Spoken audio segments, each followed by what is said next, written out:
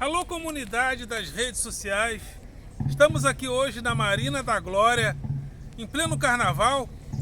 Aqui vamos fazer hoje um passeio de barco pela Baía de Guanabara. Hoje a tônica é essa. Estamos nesse lugar lindíssimo, Marina da Glória, e depois pegaremos uma embarcação para fazer um tour pela Baía de Guanabara.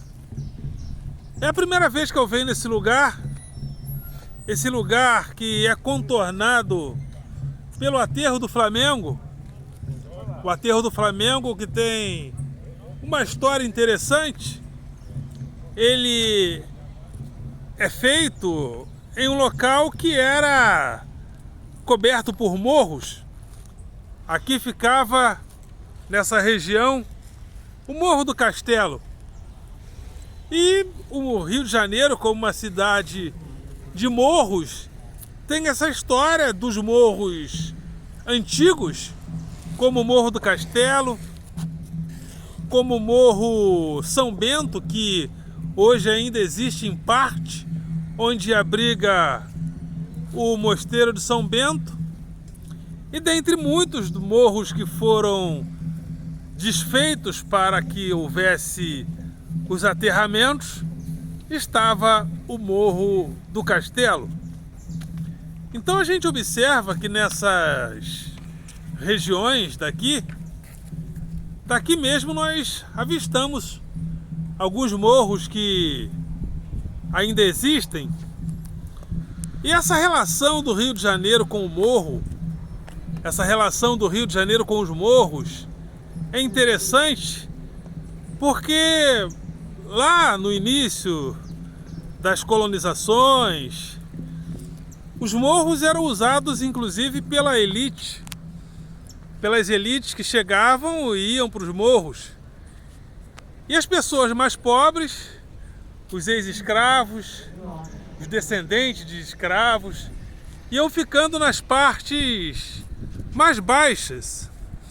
E as pessoas que moravam nas partes mais acima, nos morros, entendiam que elas podiam, inclusive, jogar dejetos de cima para baixo, porque a chuva levava.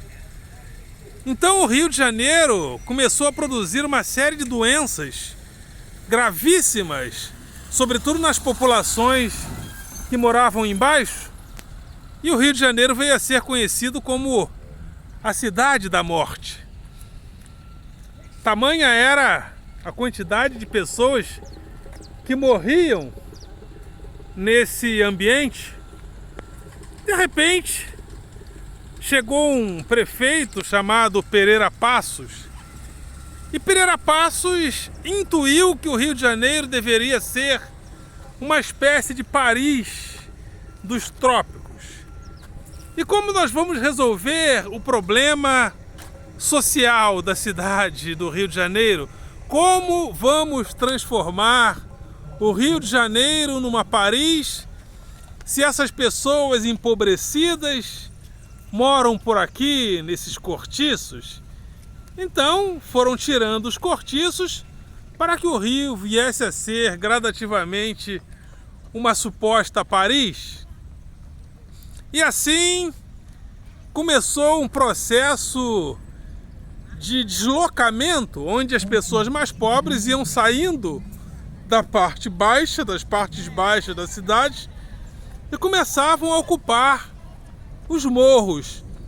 Historiadores, urbanistas entendem que a partir desse momento começamos a nossa história de favelização, ou seja, para transformarmos o Brasil numa Paris, precisávamos gradativamente deslocar os pobres para um lugar que não fosse a Paris, ou seja, para uma espécie de periferia da Paris dos trópicos.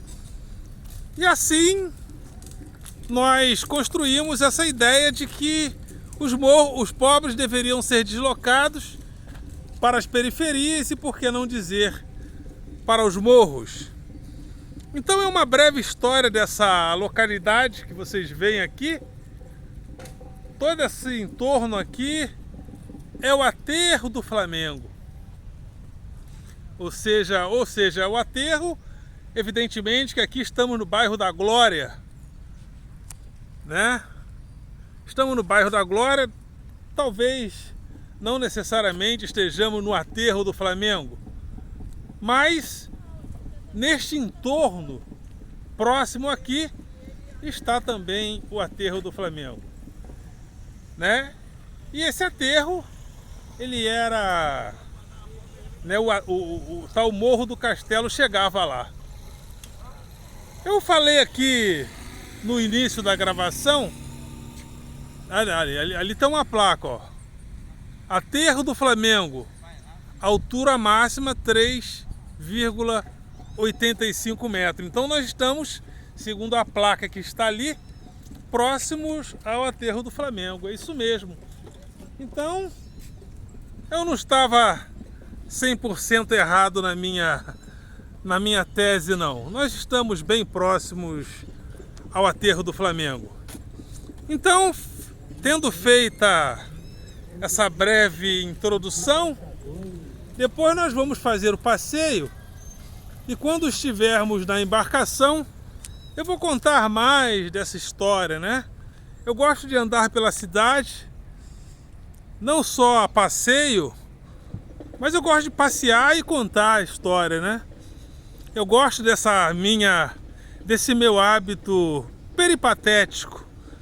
A tradição peripatética foi implementada por Aristóteles na antiguidade, onde ele caminhava com os seus discípulos e ensinava e transmitia a atitude filosófica, né? É a tradição peripatética. Deixa eu descer por aqui.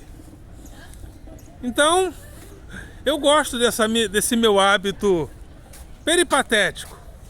Eu vou caminhando, vou falando, vou filosofando, porque o mundo, ele é cheio de estímulos, né? Você está num local, existe ali um estímulo, a você pensar ou criar conceitos filosóficos. O Rio de Janeiro tem uma pegada bem dele, né? Lima, onde nós estivemos há pouco tempo, tem uma pegada bem próxima, uma pegada assim meio chinesa, né? Há uma tradição chinesa muito forte em Lima. Por outro lado, estivemos há poucos dias nas Ilhas Galápagos. E nas Ilhas Galápagos já existe uma outra pegada. Aliás, cheguei e tenho falado para as pessoas, fiquei uma semana sem ver negro. Uma semana, imagine você num lugar uma semana sem ver preto. Só via preto no espelho, quando eu olhava no espelho. Caso contrário, não via preto em lugar nenhum. Preto lá, nem sapato. Por razões específicas, num lugar se bem elitizado, tudo relativamente caro. Então cada lugar tem uma pegada, cada lugar estimula a reflexão, a análise e a síntese de uma maneira, né? Cada lugar me estimula a crítica de uma maneira muito específica. E aqui nós estamos diante da Marina da Glória, esperando para que daqui a pouco a gente faça parte de um passeio de barco pela Baía de Guanabara. E eu convido vocês a participar deste evento comigo. Ok, galera? Vocês são do coração.